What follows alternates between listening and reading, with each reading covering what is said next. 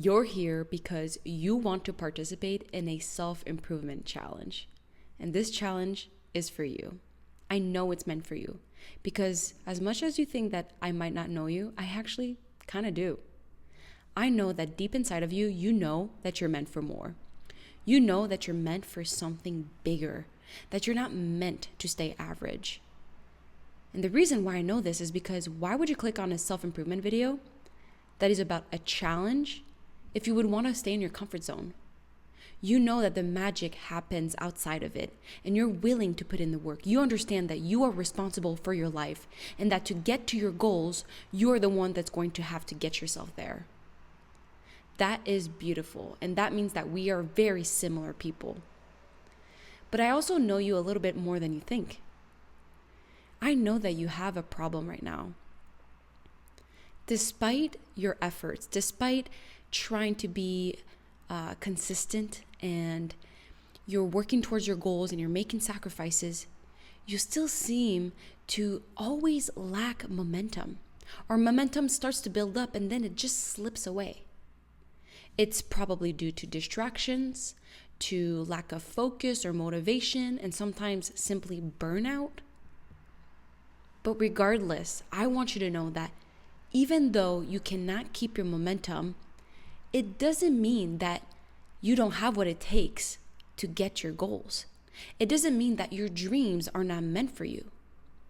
It simply means that you are focusing on the wrong thing. Instead of putting all your energy into chasing your goals, you need to shift your focus and put that energy on the most important thing. You. You are your most valuable asset, and I can promise you that you've been neglecting yourself. Because you don't achieve your goals by pushing harder. You succeed by building yourself stronger. Let me give you an analogy that will make this super clear. Chasing your goals without building yourself first is kind of like you're trying to win a race in a car with a broken engine. No matter how hard you slam on the gas pedal, if the engine isn't strong, you're not going to get there faster.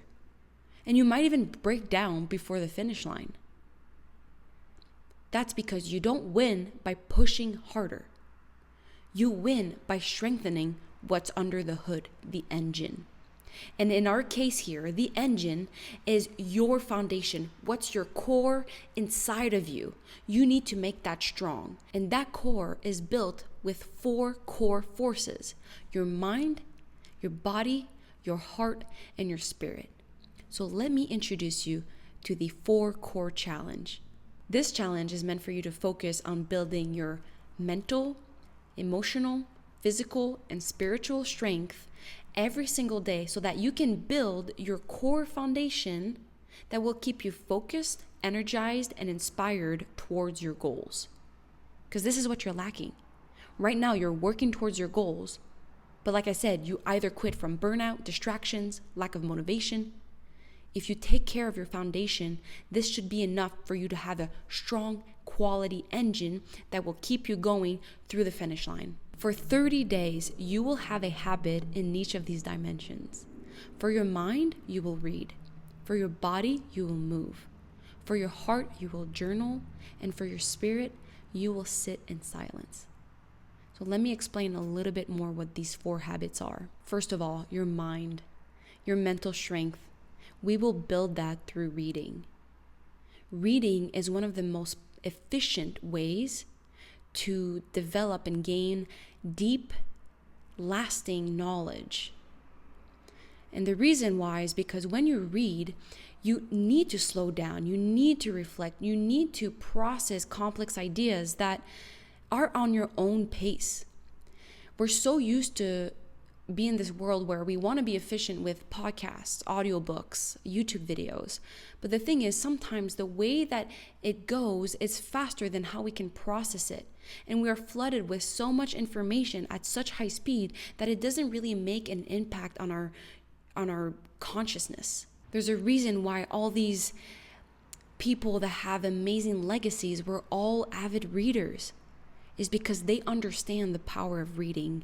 How sick would that be if you were just a bookworm, someone that loved deep knowledge, that really understood what they read and was able to apply it because it really was able to marinate inside of you and create some change. In this challenge, you're going to have to commit to reading a non-fiction book, one that will expand your mind. Now, the second habit is the one for the body, and it is movement.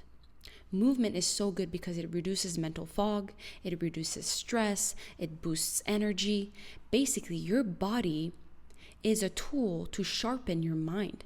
I know this because I'm a professional athlete and I understand how moving my body is essential to mental clarity. So I want you to challenge yourself to move your body, because when you move, it automatically makes you feel better. And when you start feeling better, you think differently. And the combination of feeling better and thinking better makes you act better. And the way that you show up in the world impacts what you attract. You attract better because you show up better. So in this challenge, I challenge you to move. You can move by stretching, you can move by walking, you can move by having a workout routine. I don't really care what you choose, but do something a little bit different in your movement. Now, the third habit is journaling, and journaling is meant to nurture your heart. And the reason why it directly impacts your heart is because it impacts your emotions. A lot of people's setbacks or obstacles towards their goals is not something that's happening externally, it's what's happening inwards. Journaling allows you to put on paper what's happening on the inside. You want to face what's stirring up there, because when you let your mind take control of everything that's going on inside of you, it can feel overwhelming, it can feel heavy, and then that's what leads you to self-sabotage. You're trying to find ways to get rid of those emotions by numbing them, by distracting yourself. But if you have the habit to, when you feel a little off, to take a pen and paper and start writing down what's going on, you are able to tackle this as like a problem-solving thing. Like you're able to view what you're feeling as separate than who you are and more as something that you can overcome. The big difference in journaling, though, that you need to be careful about is that when you journal, you're not there to try to understand why you feel a certain way. Like, it's okay to spend a little bit of time on it, but the most important thing when you journal is, what are you going to do about it?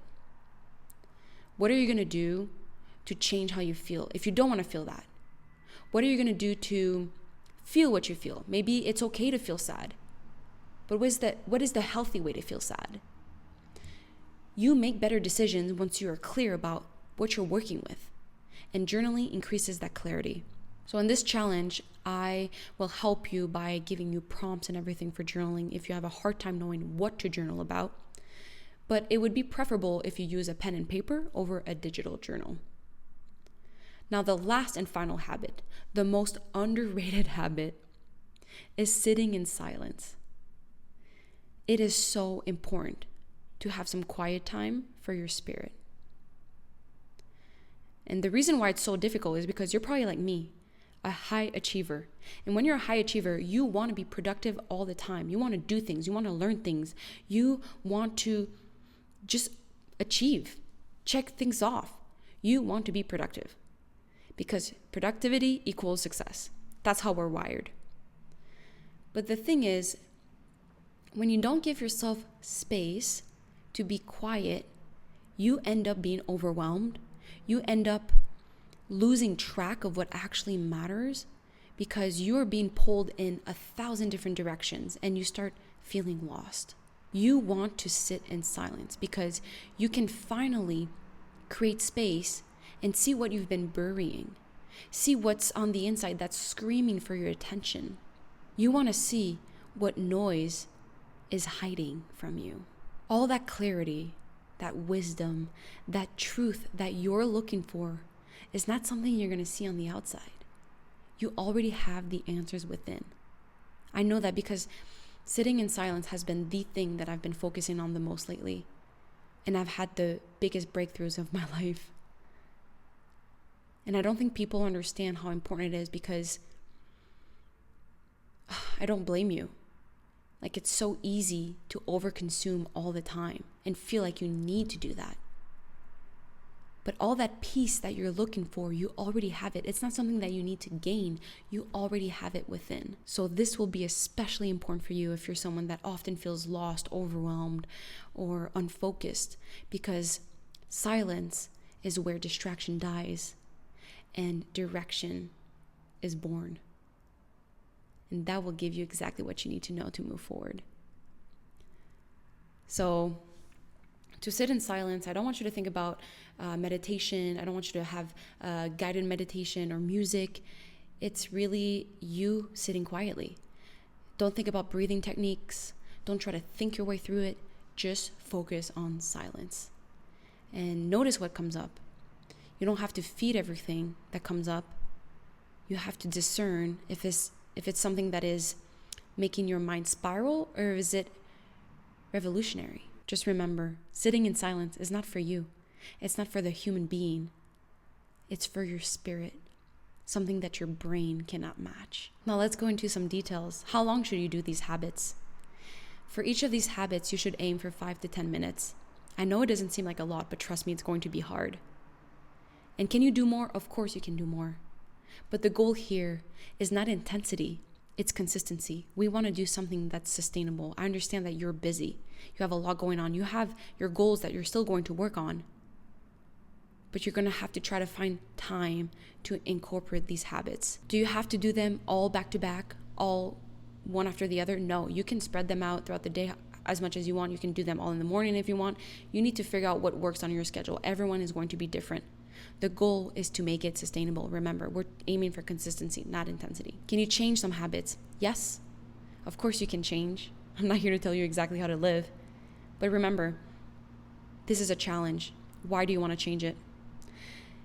Also, we're doing this as a community. We're doing this all together. So if you are following the same habits as everybody else, it's going to be easier to make progress because you're going to feel like it's more relatable. And finally, at this point, you're like, okay, when do I start? The start date is May 25th, 2025. 5/25/25. What a beautiful date. So satisfying. And where you can join the challenge is going to be on the first link in my description. It's going to be on the platform Skool. This is where I host my private community. This is where people that care about self-improvement join each other every day for prompts, for questions, for posts, for whatever you need. We have done multiple challenges in the past. I have hosted 5 so far in the past year. So they work. Challenges work. You grow so much better through challenges. And the reason why I love the private community on Skool is because I will be able to give you a habit tracker where you can download and track your habits throughout the challenge. That will help you stay consistent and see your progress. You can also answer some polls and see some journal prompts. It just helps you stay accountable when you're within the community. And finally, you grow so much faster when you surround yourself by people that are similar to you, to where you want to go. On that community, we're all people that want to become the best versions of ourselves. You're not going to grow if you stay surrounded by low vibrancy people, people that don't care about their self-improvement, people that don't care about reaching their dreams. You're going to grow so much faster if you're in that environment of high achievers. That's why I created that space. I'm sick of being lonely in this. I'm sick of wanting more for myself, but having to fight upstream because I'm by myself. It's so much better when we have each other. It creates accountability, it creates family, it creates the sense that what we're doing is not crazy, that it's okay to desire what we want, even though it's not what the average person wants. Now, what's exciting about this is because of this community, I'm able to provide a prize. On the community, there is a leaderboard. If you are part of the top 10 leaders by the end of the month, at the end of the challenge, I will choose at random 2 people that will have a one-on-one life coaching session with me for free. So basically on this session, we will be able to talk about your goals, your obstacles, strategies and systems to stay disciplined. Anything that you want to talk about, I will be there to help you navigate it. I've done it in the past and it's been extremely successful. So I know that that's what people want. How do you become a top 10 leader? It's so simple. All you have to do is participate. You have to post, you have to comment, you have to answer the polls. Just be active on the community, and that will naturally bring you higher in the leaderboard. But it's easy to comment. It's easy to participate because you're talking about things that you want to talk about. Self-improvement, getting better, finding strategies, our wins, our struggles. We're in this together. You're going to see it's going to be a very safe space for you to grow. I'm so excited to start this. I love challenges. Before I started hosting challenges, I would do challenges for myself. I would challenge myself, and I would see that it was the fastest way for me to grow, to have new habits, to make progress. When I would do something a little extreme and I would commit to it, despite how uncomfortable it was, that's where I saw progress and clarity. And that's what I wanted in my life. I was like, I'm so lost. I don't know what I want in life. I don't know where I'm headed. Well, to figure that out, you have to put yourself through uncomfortable situations. And challenges are perfect for that because it's like a safe way to fail. It's a safe way to see what works and doesn't work, because that's the goal of a challenge. It's to learn about yourself. The goal of the challenge is not to be perfect. The goal of the challenge is not to have 4 new habits. The goal of the challenge is to learn about yourself, to get closer to knowing what works for you, what doesn't work for you, and how you can behave differently in the future so you can develop as the person that you want to become. That was a very lengthy way to say it, but basically challenges make you grow. Challenges are the path to self-mastery. And if you're part of my community, you know that we're built different. But if you want to be built different, you need to act different. So this is your opportunity to switch your life around and do something different. I hope to see you there. Again, sign up in the first link in my description if you want to join the community and the challenge. And then the second link is my newsletter in case you want to have more insights about my personal life, if you like me. So yeah, I hope I see you there. I love you so much. Thank you for listening. Mwah.